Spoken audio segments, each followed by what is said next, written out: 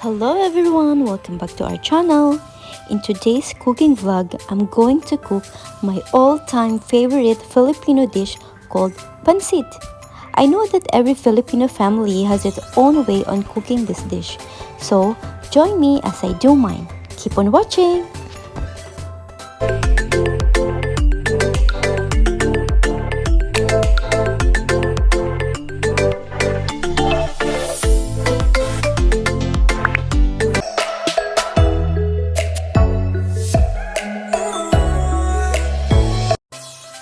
And I'm back, guys. So today I'm going to cook a stir-fry vegetable noodles. The ingredients that we need are cabbage, carrots, onions and garlic, salt and pepper to taste, chicken cubes for additional flavor, dark soy sauce, sweet soy sauce, and the main ingredients, the noodles. We also need 2 cups of water in here. Let's start cooking. In a medium fire, preheat the pan.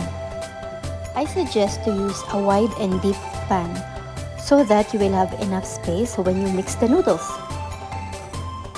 Pour in some oil so we can start sauteing. Saute the onion first. As I learned cooking, onions must be the first to saute before the garlic because onions doesn't burn fast as garlic do.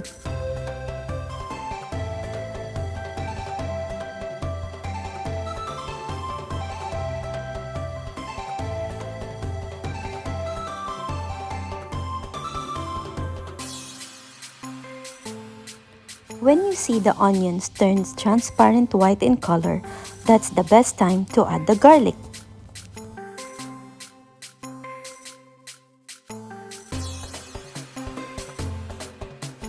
Saute until you smell the aroma of the garlic.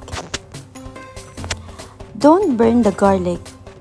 As my mother-in-law said, the more the garlic is burned, the more it lost the health benefits.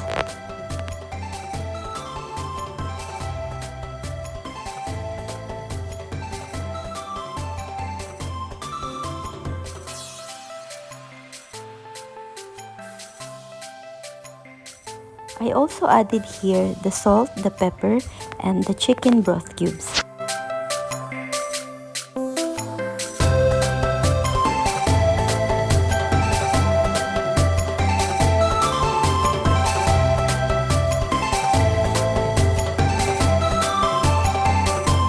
Now, it's time to add the carrots. We don't really need to cook the carrots so much. We can eat it fresh though.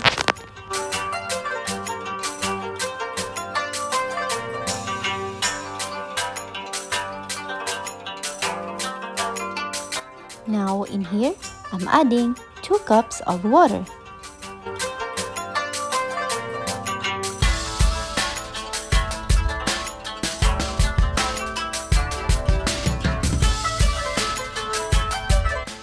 Cover the pan and simmer for 5 minutes.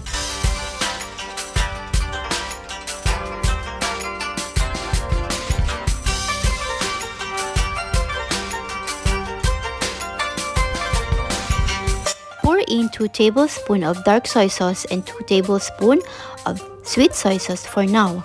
If you require later, you can add again, depends on your taste.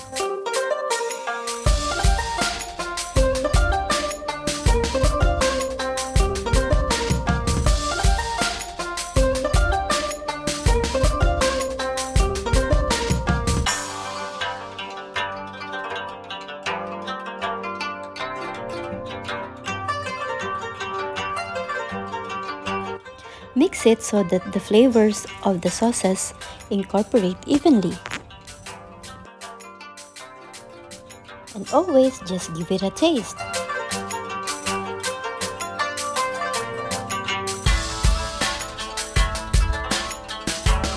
Since I tasted it and it feels like it requires more flavor, I'm adding 1 tablespoon of dark soy sauce and 1 tablespoon of sweet soy sauce.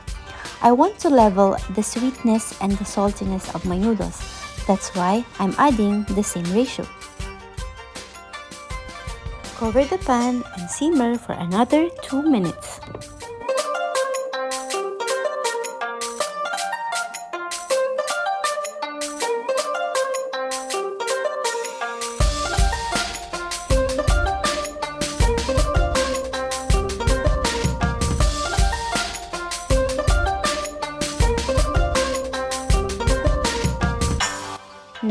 add the cabbage. Like the carrots, we don't need to cook the cabbage thoroughly. We need that crunchiness of our vegetables in our noodles, so half-cooked veggies is enough. I just wanted my vegetables to get the flavors from the soup.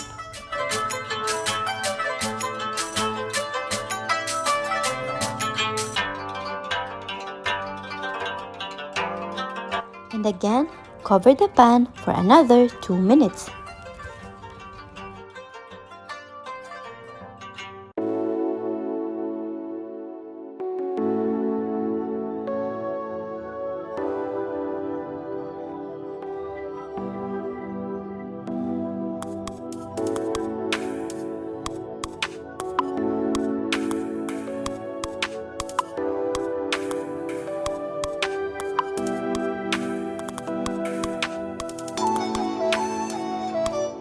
And again, just give it a taste and check the doneness of the vegetables.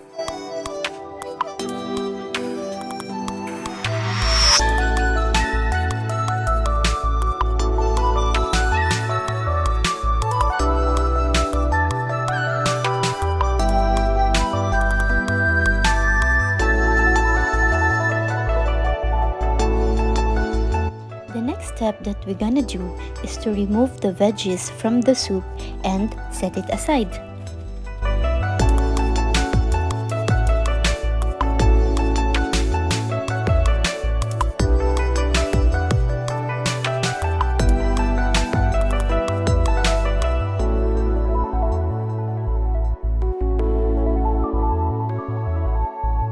I am just saving some soup aside before adding the noodles. In this way, we can adjust the liquids from the noodles.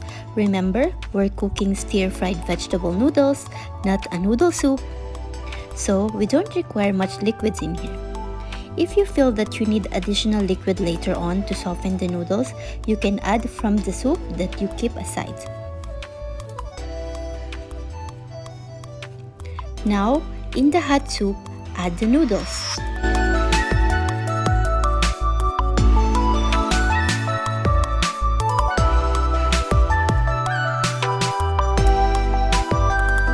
And cooked it until it's softened.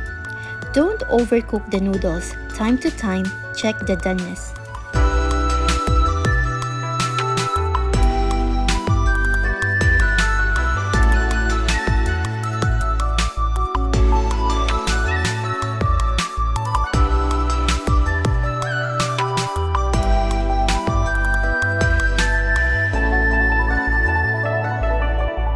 Once the noodles is cooked, change to low fire. If you feel you required more of the soup, you can add as you like. In here, I added 1 tablespoon of sweet soy sauce for more additional flavors. If you don't like it, you can totally skip this. Keep mixing so that the noodles will cook evenly.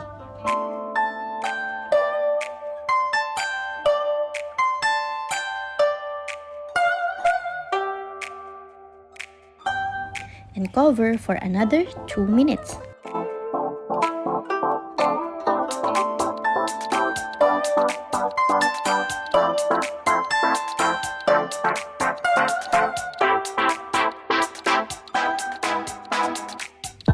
Now, time to add the vegetables. You can keep some of the veggies aside for your toppings when you serve. Guys, if you find my video interesting, give me a thumbs up, comment down below, and click the notification bell so that you're gonna be notified on my next video. And don't forget to subscribe to my channel. This is it, Pancit. So here's my stir-fry vegetable noodles. Life is beautiful, guys. Keep smiling. Thank you for watching and see you on my next video. Bye!